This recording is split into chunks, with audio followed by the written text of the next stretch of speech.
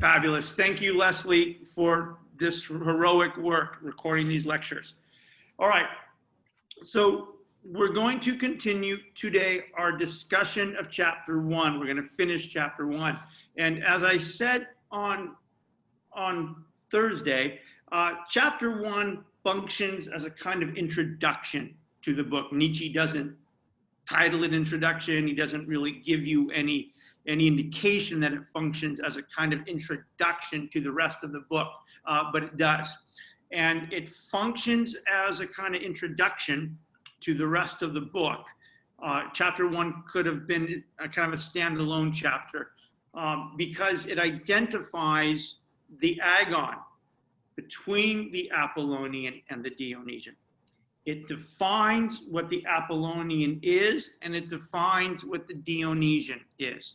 And then after he sets up explaining what the concepts are and the work they do, then from chapters 2 all the way up to 10, he talks about he tells the story of how that evolved, okay? So it's really important that we'll spend two lectures, last Thursday and today, talking about chapter 1 and specifically talking about the concepts, all right?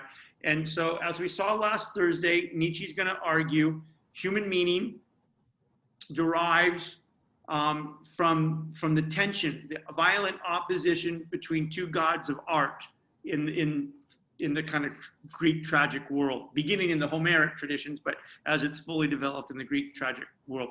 And that's Apollo and Dionysus. And it's important to remember that both of these gods, the god Apollo, the god Dionysus, as Nietzsche's going to tell this story, and he's going to tell the story about how the Greeks viewed it, that these gods were human inventions, that they were human constructs. And they were human constructs designed to symbolize certain things and do certain work.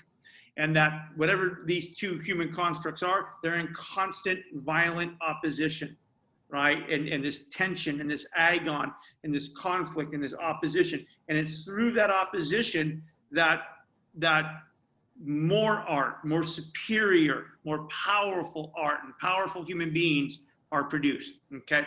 So last Thursday, we got through the conceptual identification of what Apollo is.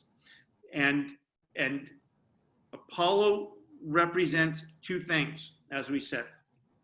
First, it's the symbol, it's the human invented word, symbol, meaning, concept for all human form. Anything that human beings invent, language, morality, law, institutions, even material things, building and architecture, anything that human beings invent that gives form and meaning to a world and lives that otherwise do not have that, and in and of themselves do not possess it, right? So the god Apollo is the symbol of all human form. Anything that humans invent that gives form and meaning to the world, to the cosmos, to the things we build, to even to our own lives. Okay, so that's what the Apollonian is. And he talks about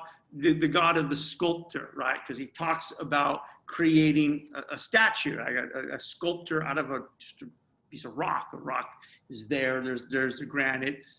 It has no meaning, it has no beauty, it has no form, it's just a rock, it's granite. And from that, you extract beauty, you extract form, and you give it form, you give it meaning, you give it beauty. Now, again, not a perfect analogy, but you get the picture. That's why he talks about the gold of the god of the sculptor. Through the giving of form, we give meaning and value and beauty and purpose. All right. So now the second element of the Apollonian is incredibly important, and it is important for Nietzsche, and it's important for the class, and It's important for the work it does in Greek tragedy, and it's important for the work it does in a broader sense in terms of postmodern political theory, as we will see in Nietzsche and as we will definitely see in Foucault.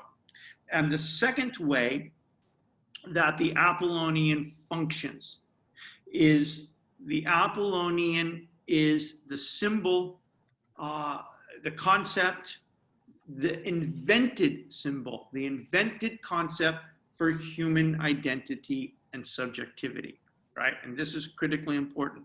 Again, just kind of riffing on some themes we've already talked about that were necessary to talk about before we got to this point. Remember, for Nietzsche, for postmodernists, for nominalists, in and of itself, the world has no inherent meaning, value, and purpose. Things are real.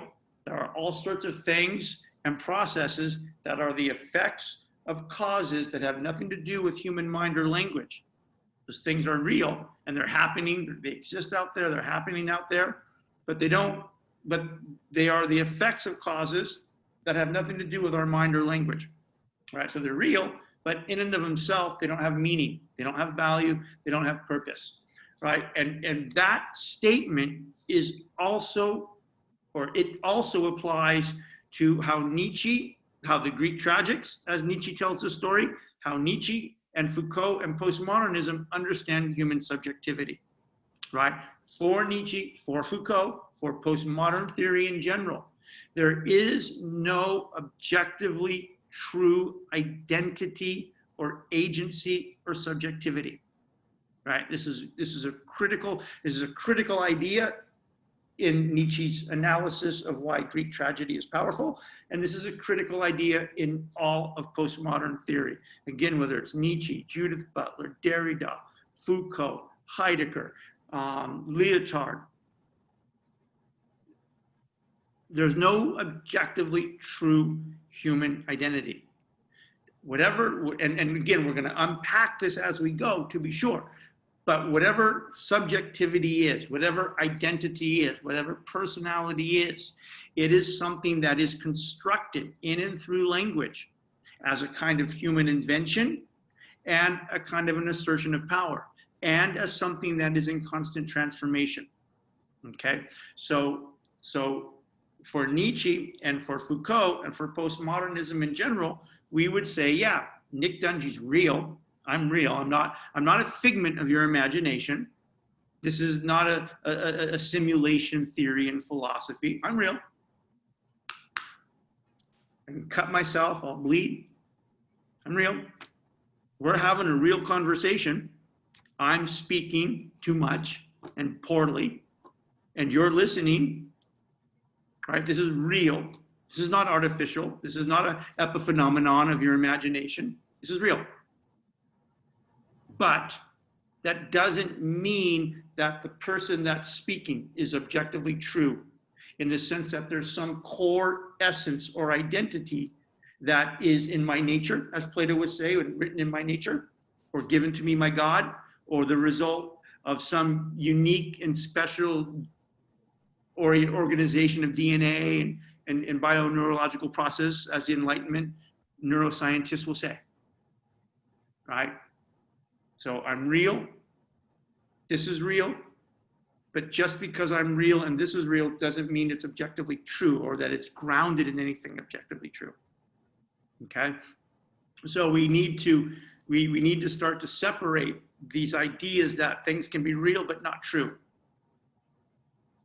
So the second way in which the Apollonian functions for Nietzsche in The Birth of Tragedy, and for Nietzsche as a postmodern theorist, and especially as Foucault for a postmodern theorist, is this idea that whatever subjectivity is, it's a construction. It's real, but it's not grounded in anything objectively true, and it's not realizing or revealing anything objectively true. So you can use whatever words you want. We don't have to be too technical right now, but whether you talk about your personality, whether you talk about your identity, whether you talk about your agency, whether you talk about your subjectivity, all the different words we can use to describe whatever it is we're describing. When I think I'm talking and you think you're talking and being and expressing who you are and what you think and what you do, that thing that you are describing is for Nietzsche, and not just Nietzsche in general, for older, more mature Nietzsche, but Nietzsche in The Birth of Tragedy, and for Foucault, a construction. It's an aesthetic experience. It's a kind of invented experience, and it remains an aesthetic experience. And that's the key. It's one of the keys for Nietzsche's analysis of why the tragic Greeks were heroic in the book. It's a key for all of Nietzsche's later philosophy, and it is essential to understanding Foucault.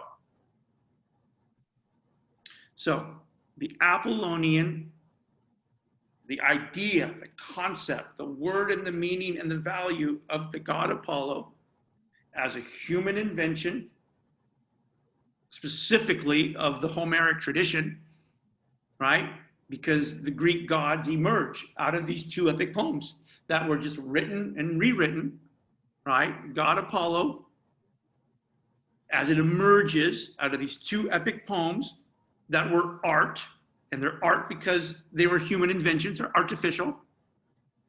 And Apollo symbolizes one at the kind of broader, higher level, all human form: language, morality, law, political institutions, architecture.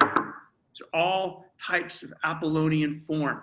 And what does that mean? Anything that humans invent to give form or meaning or value to the world and their lives.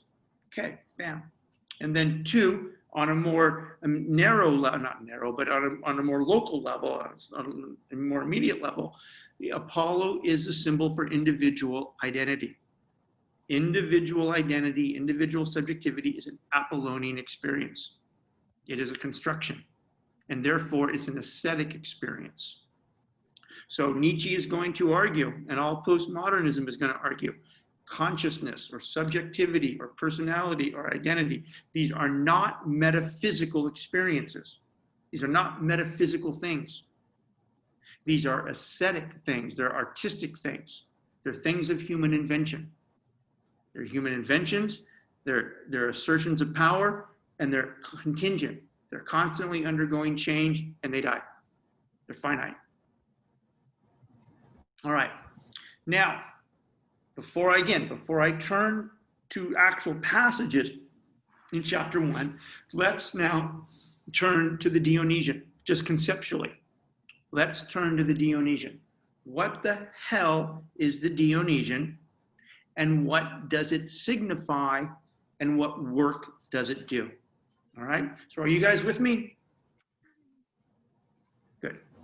Okay, now, like the Apollonian, the Dionysian functions in two ways. Okay, functions in two ways.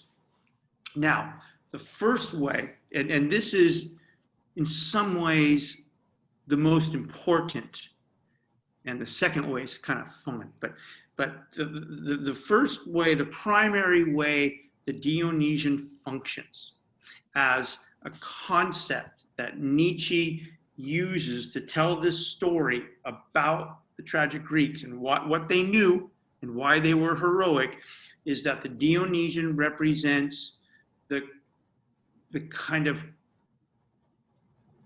the nothingness of the world,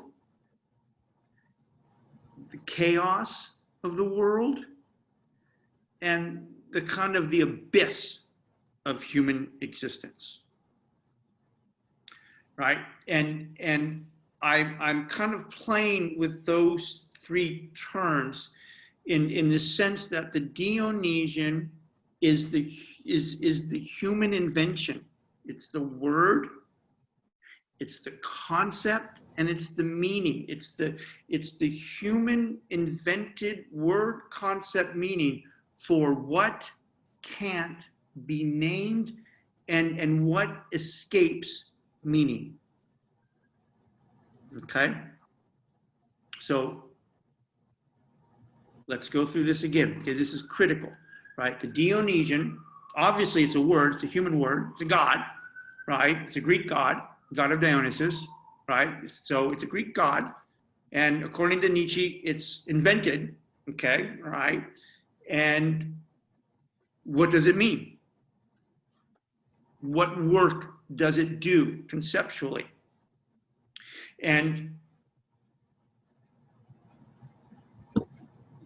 the way to start to think about that is the Dionysian is the word for kind of chaos. The Dionysian is the word for nothingness. The Dionysian is the word for the abyss. And if you had to say to yourself, well, what the hell do those three things have in common, or what work do they do, right? And for Nietzsche, the Dionysian is the word that humans invent, the concept that humans invent, the word concept, the meaning that we use to name that which cannot be named, to name that which is on the other side of the name, that which is on the other side of meaning, right? So if you think about a kind of chaos, or think about nothingness, right? If you think about nothingness in the cosmos or in the world is precisely nothingness, because it doesn't have a name, it doesn't have meaning, right? Whatever chaos brings, whatever nothingness is, whatever the abyss is, when Nietzsche said you look into the abyss and the abyss looks back, but you don't know what's looking back. There's nothing, you can't see. It's the abyss. The Dionysian kind of symbolizes, it's the term, it's a human term for that which can't be named, that which is on the other side of the word. It's on the other side of meaning. It's whatever it is that is outside of the language. It's outside of meaning. And it's real, right? So when they talk about chaos, right? So sort of forces, and I'm having to use words to describe this, otherwise we couldn't describe it, but forces of nature. If you think about natural disasters as forces of nature that are so kind of massive, so titanic, so powerful, and not just are they massive and titanic and powerful, but in many ways we often don't see them coming.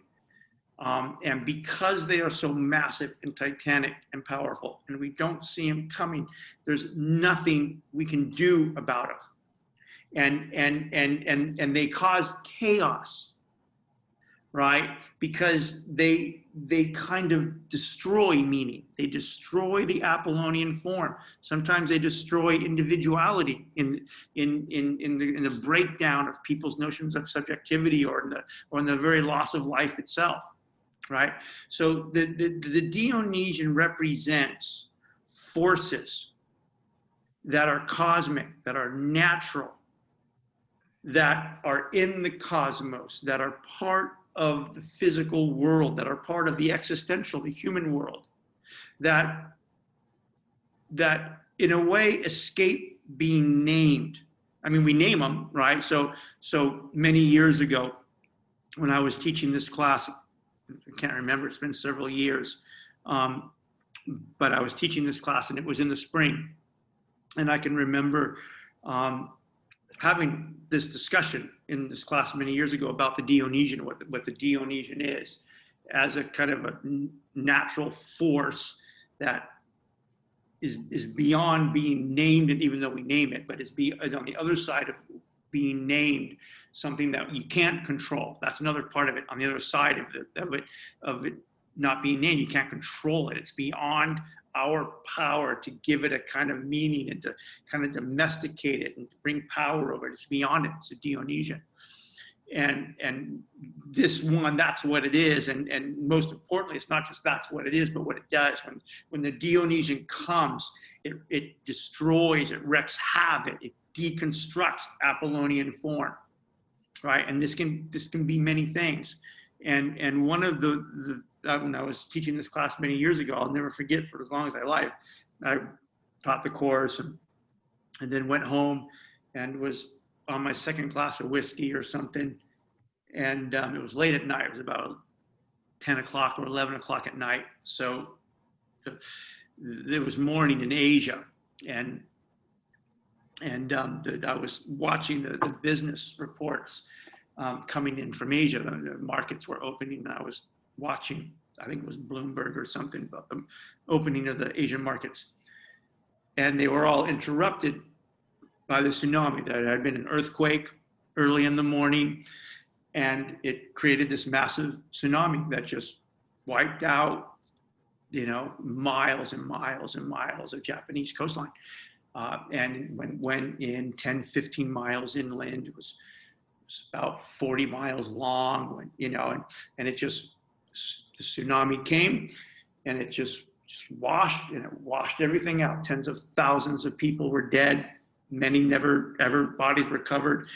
And I'll never forget, for as long as I live, watching it. Bloomberg had interrupted their financial news, and there were live pictures, cameras all over the city and on hilltops, and there were helicopters. There were just live pictures of this fucking massive tsunami just rolling in and taking everything out.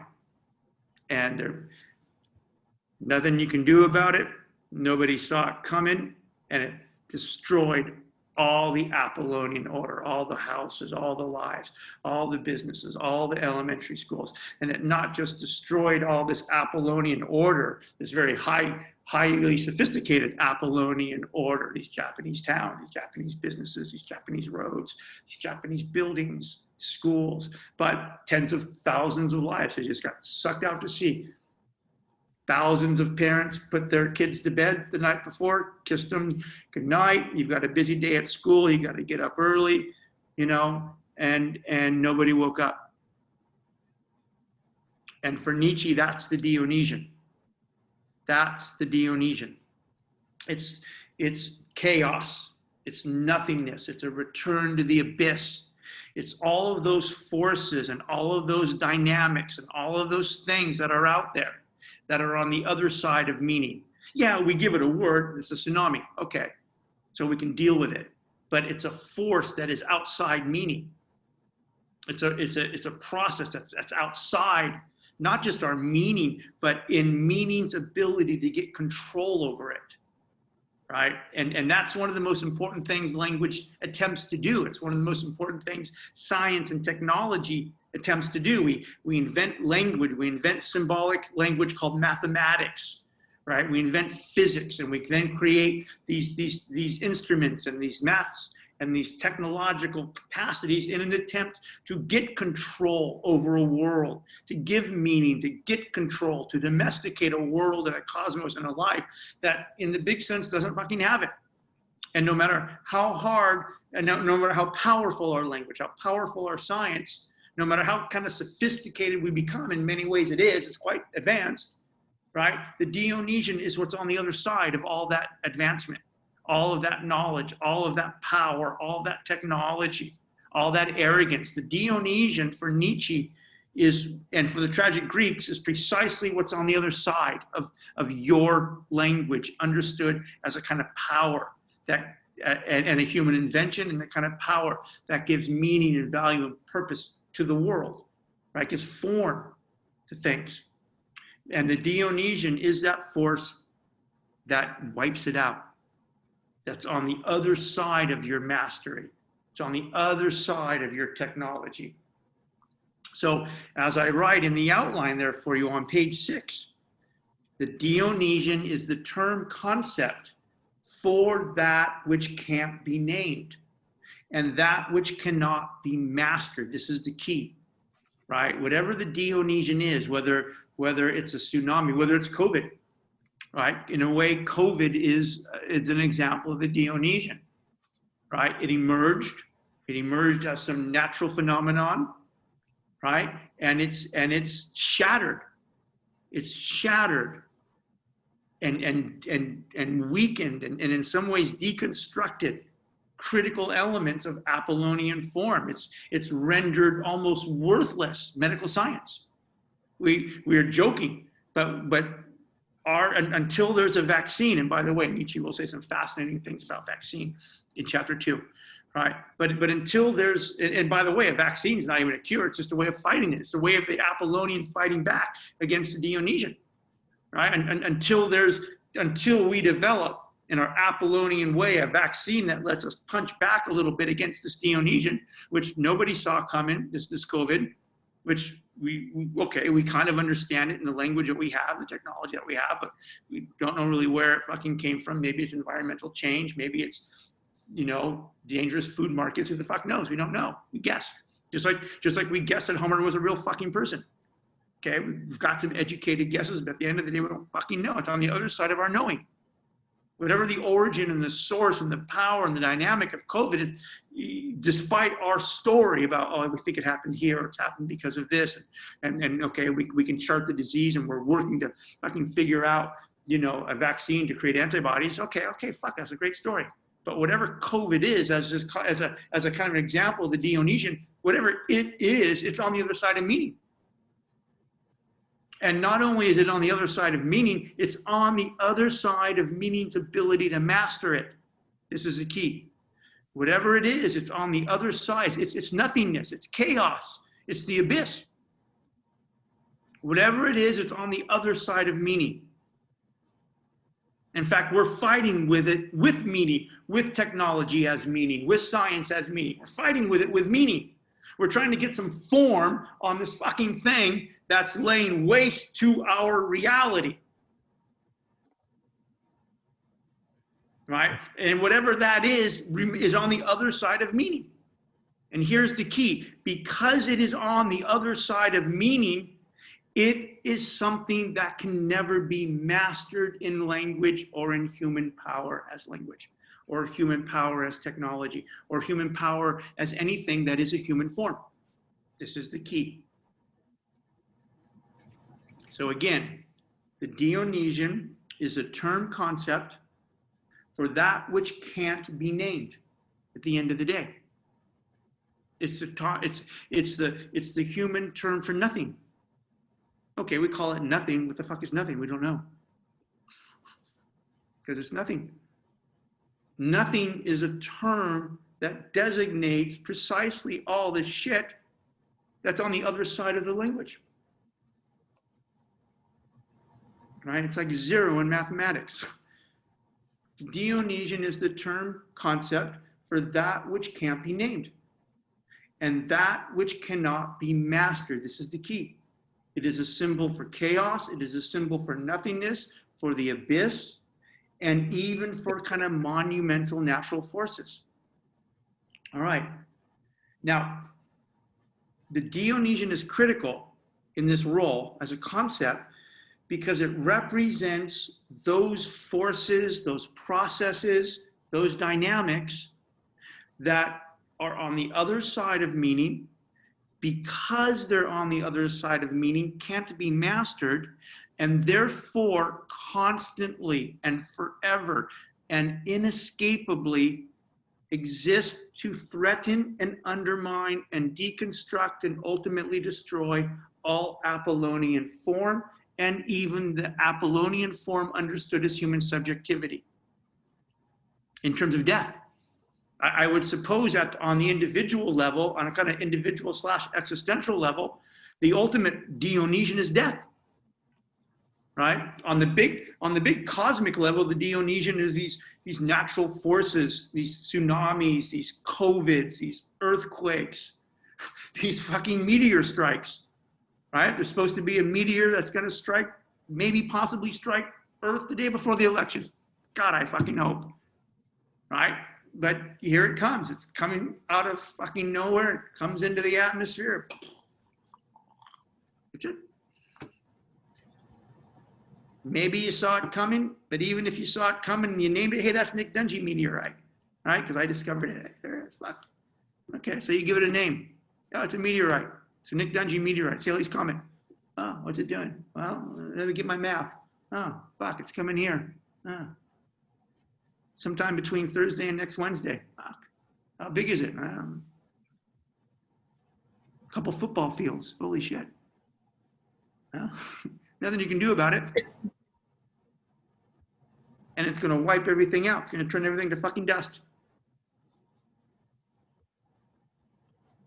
All your language, all your empire, all your capitalism, all your fucking technology, all your Elon Musk, SpaceX, and shit about it. It's going to destroy all that stuff as Apollonian human invention. And by the way, this is why you can already kind of see where this is going. This is why the Dionysian plays such an important role in whatever tragedy is, as Nietzsche understands it. Right? As Nietzsche's going to tell the story about the Greeks of the tragic age, as Nietzsche's going to weave this concept into postmodernism in general, and as Foucault will pick up and riff on this in a really fascinating way, the Dionysian is precisely what is on the other side of meaning. And because it's on the other side of meaning, it can't be mastered. Well, what does that mean? Well, then that means that there are limits. There are cosmic limits. There are existential limits to human art, to human power, to the human attempt to get mastery over things by giving them names, by giving them meanings, by giving them values, by giving them purposes. There are limits to those things. In fact, those limits are profound. That's the tragic element in tragedy. When you go way back to the first set of lectures, we said, what is the heroic and tragic perspective for Nietzsche? Well, it's the realization that in and of itself, the world has no inherent meaning or value or purpose. Okay. Things are real, but they're not true. They don't have inherent meaning. Okay. 2, all right, well, then what do we do? Well, if anything is going to have meaning, value, or purpose, human beings have to invent it as a kind of art. All right, so as Nietzsche famously said in the Genealogy of Morals, right, the first people who open reality, let's just say Homer, they say this is this. This is the Greek world. This is courage. This is honor. This is beauty. This is decadence. Okay, and they create a world. All right, but that world is invented. And it's not only invented, but it's an assertion of power, because now all these things mean something. And they have this value. Okay. All right. The Greek world opens up. Very interesting and fascinating and powerful in some ways. But at the end of the day, because it's a human invention and it's thrown into a world that, one, doesn't have meaning and in many ways resists it because of Dionysian forces, it's very fragile. It's extremely fragile. There are limits. And those limits are tested and challenged all the time. Whatever those Apollonian things are, those Apollonian things as cultures or as empires or as systems of morality or political systems or whatever those Apollonian things are in terms of individual lives are fucking fragile. The meaning that opens up and the value that opens up the Greek world and the Greek value system, and the meaning that gets attached to whatever the hell Nick Dungy is as he moves around his life for a good 60 years before it's all over, for mortality, for death, the gift of death, wipes it out, the nothingness, right? The nothingness comes and takes me back, right? That's the Dionysian. That's why there's a kind of tragic element to the heroic, tragic perspective. And no matter how powerful you are individually, you're Bill Gates or you're George Clooney or you're the Roman Empire, we're watching America collapse. You're watching one of the great empires in world civilization end. We're watching it right now. And even part of that meta drama has been brought on by COVID, another kind of Dionysian thing that has just shattered the economy, shattered the social and political fabric, shattered people's sense of what normality is and who they are and what they do and why they've shattered it all. We're holding on. We're just holding on. All right. So the Dionysian, the first way it operates is in that way, right? It's a human word, the invented word, the symbol of the concept. for what can't be named. What is on the other side of the word, right?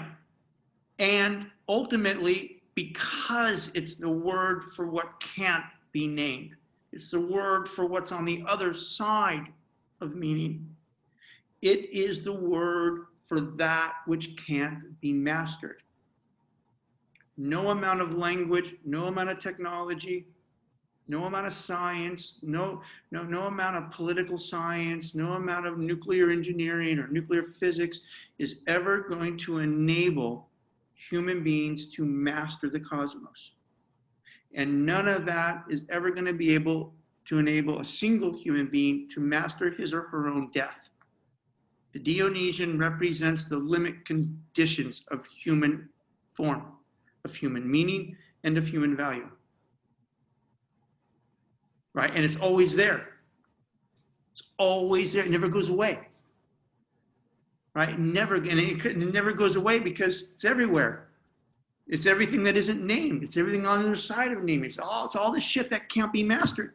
And by the way, stuff that can't be mastered is most of the stuff out there.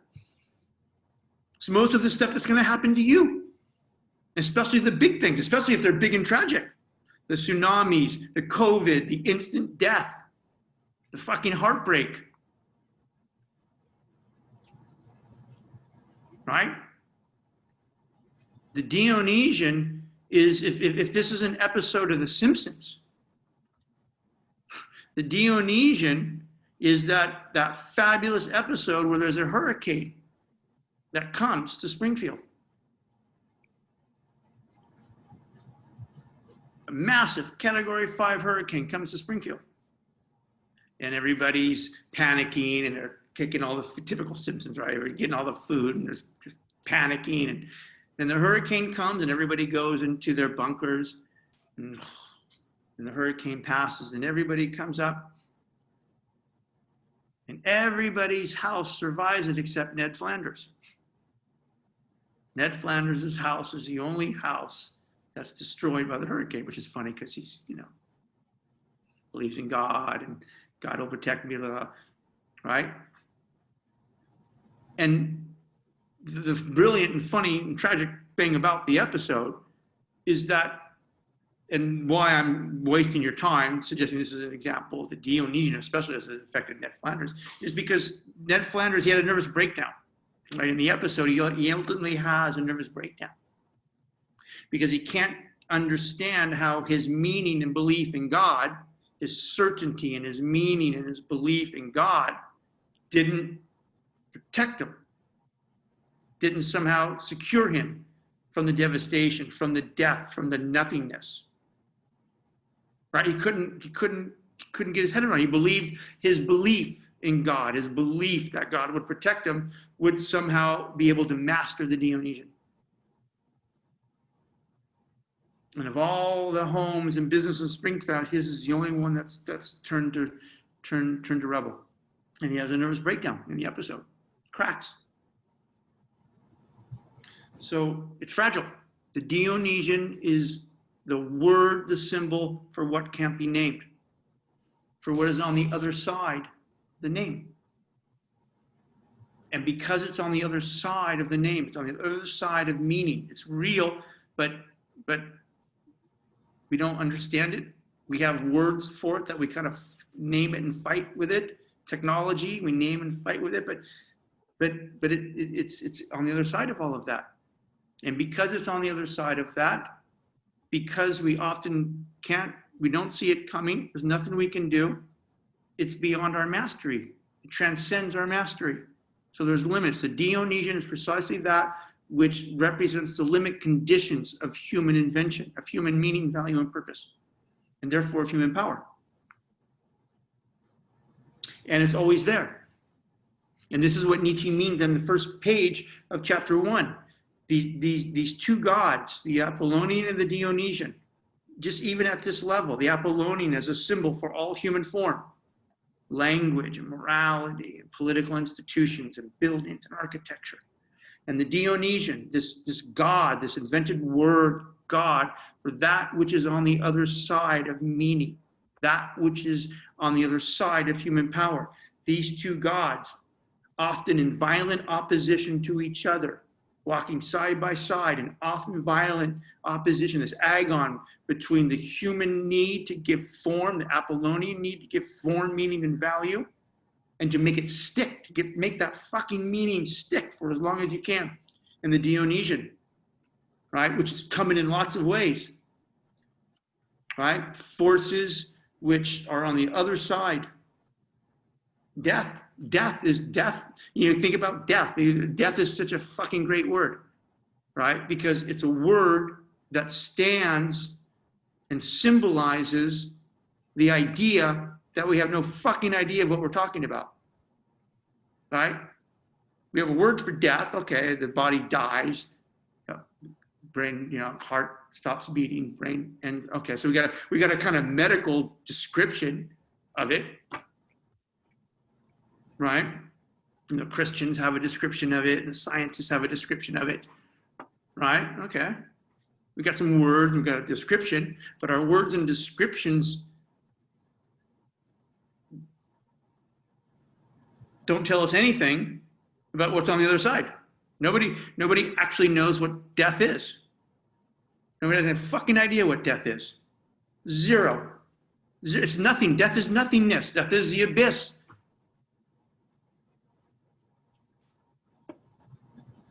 We have a word that describes or stands for or represents all the things and processes that we don't know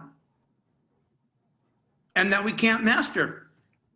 Nobody talks their way out of death. No one technologically, well, they're starting to clone fucking human beings, so maybe we'll see how that goes in a couple of years, right? But as far as we know right now, no one transcends death.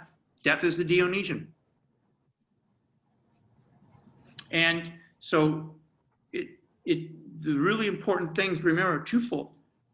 The Dionysian is chaos. It's a symbol of chaos or nothingness or the abyss. What does that mean? It's these forces that are on the other side of the word, other side of the meaning. And because they're on the other side, they can't be mastered. Now, because they're everywhere and can't be mastered, they're always where? They're always here. They're always surrounding you. And as Nietzsche will say, they're even inside your own mind. The Dionysian is inside your own mind. All right. And because it's everywhere and can't be mastered, what's it doing? It's constantly pushing and threatening to unravel, to fragment, to deconstruct, to ultimately destroy, ultimately even in the word of death. The Apollonian form. The Dionysian functions to remind us that the Apollonian is the Apollonian, that it's a human invention. It's an assertion of power, and as important and essential and beautiful and erotic and fascinating and beautiful as it is, it's fucking fragile. It's fragile, man. There's a nothingness surrounding your Apollonian consciousness. There's a nothingness inside your Apollonian consciousness. There's a nothingness and there's a kind of an abyss surrounding the culture. You hear that big sucking sound? You hear that big sucking sound of 40 million people out of work? You hear the big sucking sound of a capitalist economy that's about to come apart? You hear the sucking sound of COVID shattering the medical sciences? Your dreams, your graduation dreams, your post-graduation plans and your values, you hear that?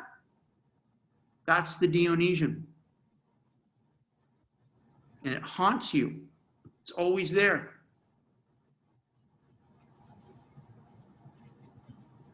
All right. Now, let's have some fun. The second way that, and this is absolutely pure genius on Nietzsche's part. This is genius. The second way the Dionysian operates is the Dionysian is the god of music and wine. The Dionysian is also in Greek mythology. If you see the word Dionysian in Greek mythology, And you even see the Dionysian depicted physically in various forms in Greek mythology. It is often associated with the satire, right? Kind of like the half goat, half man, right? It's often associated with the god of music, of wine, of a kind of ecstasy. The second level, second way the Dionysian operates is as a kind of god of wine, god of music, a kind of god of ecstasy, right? And so again, in Greek mythology, the god Dionysus is often drinking. It's often depicted as a half man, half goat, as a satyr, right? And sometimes the half man, half goat is playing a flute. Sometimes he's kind of got a big jug of wine and he's drinking, right? And the Dionysian is on this level, on the second level. Big level is chaos, nothingness. And on the second level, the Dionysian is the god of wine, the god of music, the god of excess. And it's depicted as a satyr, half goat, half man. Sometimes he's playing, right? Sometimes he's drinking, but it's always a party. In fact, the Greeks had every year, in fact, you know what the Dionysian is on this level, right? The Dionysian is Mardi Gras, right? The Dionysian is Mardi Gras. The Dionysian is spring break. The Dionysian is Dungy Gone Wild, the 8-tape set that I've recorded for my retirement. I can't hear you laugh. It's killing me. The Dionysian, and so you think about what Mardi Gras is, right? Or Carnival, right? Jennifer can tell us about Carnival in Brazil, right? The Dionysian is Carnival. The Dionysian is Mardi Gras, right? It's a festival that is symbolized, now obviously not by half goats, half people, right? But that's just how it was in Greek mythology. But if you think about what Mardi Gras is, or you think about what Carnival is in Brazil, what is it? Well, it's a massive festival. What's going on? Music. What's going on? Drinking. What's going on? Excess. Right? And even conceptually, in a historically accurate way. I don't want to get into too much to this, but this is the connection Nietzsche's going to be drawing. Even if you think about how Mardi Gras functions now, or Carnival functions now, you think about the origins of Carnival, or you think about the origins of Mardi Gras. Okay, week-long celebrations where everybody gets absolutely shit-faced, especially, and by everybody, the peasants. It's a week-long celebration paid for by the aristocrats that allows all the peasants for a week to get fucked up, shit-faced, party. The music, the drinking, the festivals, the food, and the orgies. So it's excess. And not only is it a time of excess in terms of the drinking, in terms of the music, in terms of the sexuality and the orgies, it is also associated with the for 1 week, with the kind of suspension of the normal legal and moral rules, right? So for example, they still do this now, even in Mardi Gras. It's lost its origin, but in the original notions of Mardi Gras as they existed, especially in France, but also in other places, right? They would elect a king of Mardi Gras, and the king was often the fool, was some peasant, was some drunk, was some fool. The most unimportant person in the community was often elected as the king of Mardi Gras.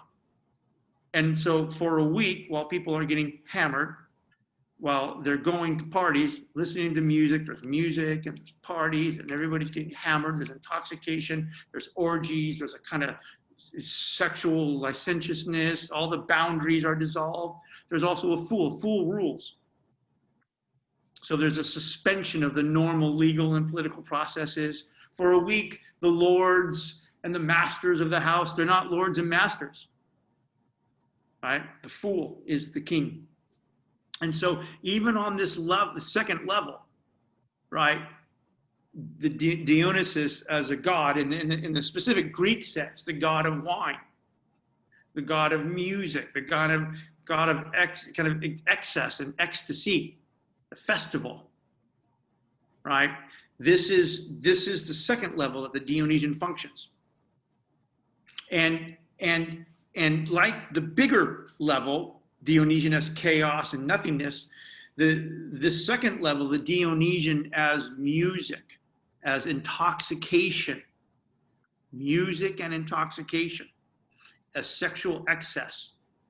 It functions also, one, that's what it is. It's a human need for that, Nietzsche's going to write. But it's also, and this is the brilliance of this book, there's really powerful insights in the book. It also functions at the human level as a necessary way of now all the time, now and then, deconstructing the rigid Apollonian norms of morality, of legality, of social status, economic status, political status, right? The Dionysian as symbol of music, as symbol of intoxication, exists, and Nietzsche's going to say has a critical role in tragedy, and in this fascinating way still plays a critical role in our culture, except we don't see it in this way. Exists precisely to, at the individual level, to deconstruct Apollonian rigidity, Apollonian hierarchy, Apollonian norms. So for example, think about happy hour. Every Thursday to Saturday, 30,000 people at the university get trashed, get hammered. Party starts on Thursday. Right? If you're working on Wall Street, man, and you're just under stress every day and the market's crashing, right? You leave the trading floor, you go across the street to Joe's that's still there, and happy hour, you go to fucking happy hour, get hammered. Drinks are cheap, there's often music, right? Right? You guys know the Dionysian, it's Thursday night at CSUN. Well, not anymore because everybody's fucking in the house, but universities, and by the way, this is what most of you guys miss about the university experience. You can't go fucking party anymore. Right? But every Thursday at every university, all around the world, even here in Prague, I teach at a university here in Prague, just down the street, Thursday nights, party night. And then especially a couple of days after midterms, spring break, everybody just goes get fucking hammered for a week in Cancun or down in Florida. Sir? Right? And think about it. What is it about? What is happy hour about? What is spring break about? What is Thursday about? Well, everybody's been working really hard. There's 18 units and they're 40-hour jobs, right? And they're studying and they're political activists and they're doing all this pressure and there's all these Apollonian rules and norms and expectations, meanings and values and hierarchies and purposes. And you're just in this Apollonian thing. And then come Thursday, what do? Put on some fucking beat, right? Pour a big glass of whiskey, put on maybe it's a disco, maybe you put on the disco, you pour yourself some fucking, wine spritzers, and the party's on. You got the music, and you got a drink, and symbolically, conceptually, one drink, you feel a little better, the music's going. 2 drinks, you feel a little better, the music's going. Well, theoretically, that whole thing is literally a dissolving. That whole process, in a deep mental sense, is a deconstruction of the Apollonian forms and the stress and the rigidity and the expectations and meaning, value, and purposes. Right? You party on Thursday night to literally, consciously, in a weird way, dissolve in little ways the Apollonian norms and expectations and stress. That's what the Dionysian is on that second level. It's music and intoxication. Professor? Yep. So the second version of the Dionysian, is that like when we pick chaos, so we can keep going, and the first one's when we don't pick chaos. It just happens, right? Yeah. Well, yeah. You know. Yeah. Yes. Yes. Yes. Yes. Yes. Genesis. I like it. I like it. I like it. Okay, thank you. And let me just add a little bit to it. And we're going to see this in chapters 2 and 3 and 4. Okay. So to use your language, the second form of the Dionysian is when we pick chaos, right? And I like it because this is very important for Nietzsche, right? For Nietzsche, and this is what he thinks the tragic Greeks knew, and we've kind of lost this now, and I'll tell you why we've lost it in a sec. We still pick it, but we've lost, but we don't feel good about it because we've moralized our lives, but we pick it anyways. And then that's why after a weekend of partying, we feel guilty. You feel guilty, you feel depressed, you feel like you're irresponsible, you feel like you failed, right? We still seek out the Dionysian, we pick it as you say, but because metaphysics has moralized our life, we feel guilt about the Dionysian. We feel regret about the Dionysian. We feel self-hatred about the Dionysian.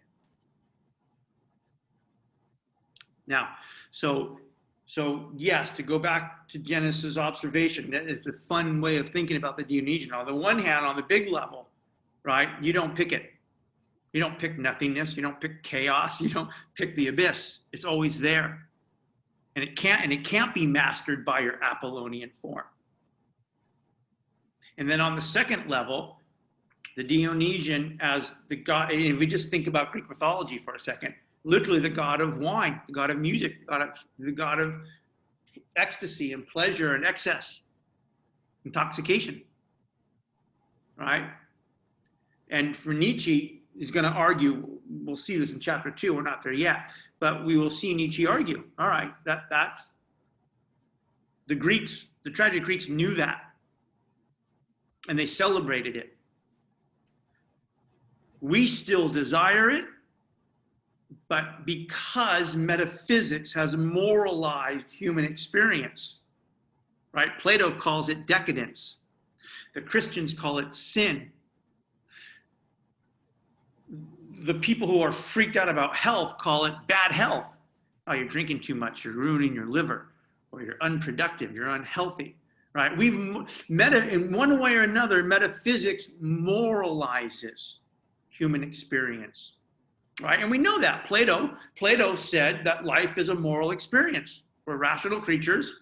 We should use reason to acquire knowledge about justice, acquire that knowledge, apply it to ourselves in the city, live well, morally. That's the purpose of life. Platonic metaphysics moralizes human life. Christian metaphysics, there's a God, God made you, you have a soul. There's a correct way to live and an incorrect way to live. If you live by your passions, if you drink too much, if you covet your neighbor's wife or husband, and you're decadent, you're licentious, right? You're in sin, right? If you drink too much, you party too much, you got the hots for your neighbor's spouse, whatever, right? That's a sin, right? And so Christianity moralizes life. Enlightenment, obsession with health. Oh man, you drink more than 2 glasses of wine a day? Oh man. Didn't work out? Right? Oh boy. Smoking too much? Oh boy. Fuck. Gotta get it together. All right? Moralize life. And Nietzsche is going to argue that the moralizing of life, and in this sense, things related to the Dionysian, is part of the reason we have self-hatred. We long for things. I fucking long for happy hour. Snorted more cocaine in fucking graduate school to kill an elephant. And all this time carried this guilt about it. And this, oh my God. Terrible person. I'm a loser. I'm a horrible person. I'm a drunk. Oh God.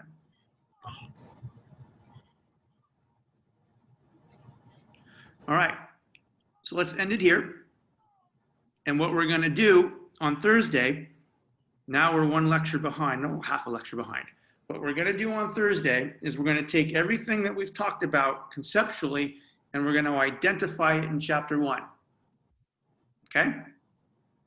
So we're going to take both meanings of the Apollonian and both meanings of the Dionysian, and we're going to watch how they operate, how Nietzsche tells the story of these concepts in and through the examples that he gives in chapter 1.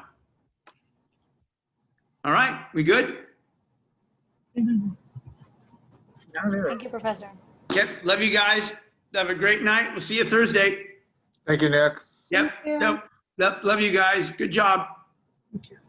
Thank you, Professor.